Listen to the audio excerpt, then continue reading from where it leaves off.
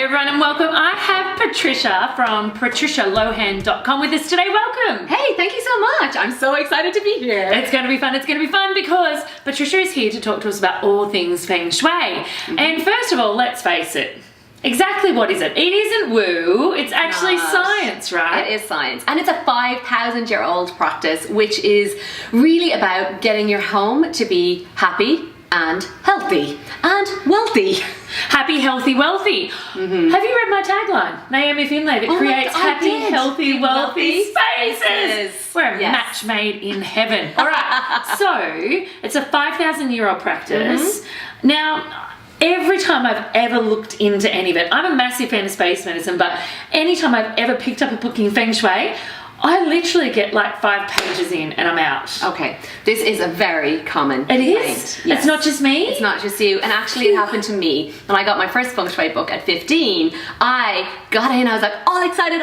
And then I got to this line and I was like, oh, this is too complicated. Yes. So I really love to think about the idea of Feng Shui like it is like an iceberg. So there's the things that you can see, like the tip of the iceberg. Yes. And then if the tide goes down a little bit, there's some more actions you can take. Yeah. And then right below that is like when you where most is, you actually need to work with someone to really get the fullest potential out of Feng Shui. But that doesn't mean that looking and acting on the tip and the next level are not going to help you create a house that is happy, healthy and wealthy. Okay, so if you had to describe to my 12-year-old daughter what Feng Shui is, what would you say? So in ancient times and now, we build a house and things were built with intention back then. But right now, houses are just being like thrown up kind of willy-nilly. Oh, I'm just going to plot, I'm going to put this house in, it's going to fit to this shape and all of that.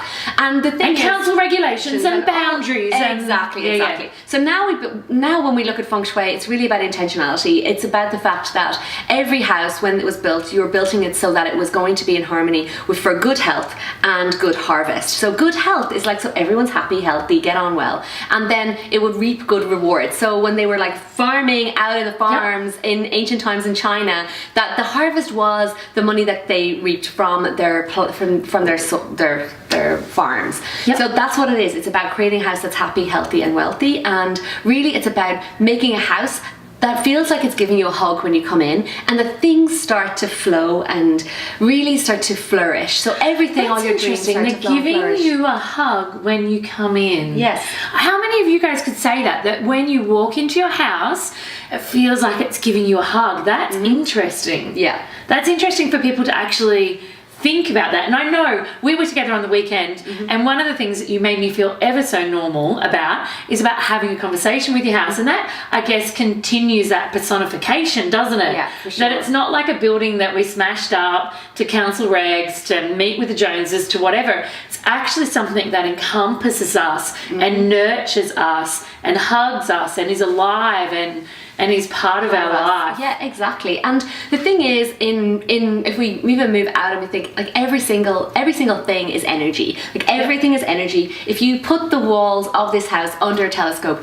you will see it vibrating and having a molecules vibrating. Everything. So absolutely everything you have in your house has an energetic resonance, but so does your house itself. It has a personality, and that's one of the things that most people kind of take for granted because they're like, it's just a building. It's just plaster. It's just plaster, and it's not, because the minute you start and the minute they start building it, you are working with the energy and you're creating a vision for what you want your life to look like and what you put into it. But you don't know that actually sometimes the things you want, your house could be repelling it, and that's when people call me in to be like, why are things falling apart? Why are things like not necessarily falling apart in my house, but in my life? Like my relationship's not working. I've just lost my job. Money isn't coming in. My children are fighting all the time. People keep getting sick.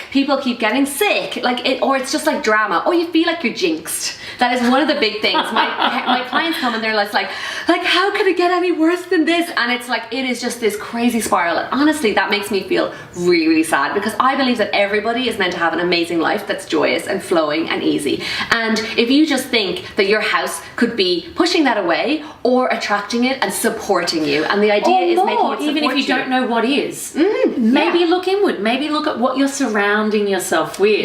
Now, I mean, we could literally talk about this for days. So you guys are in luck.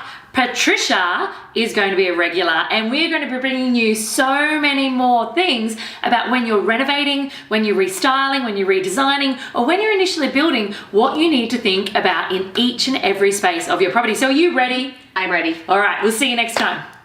Thanks for joining us for On the Couch Sunday. I'll be back on Wednesday with more DIY tips, but make sure that you subscribe and hit the like button so you never miss an episode.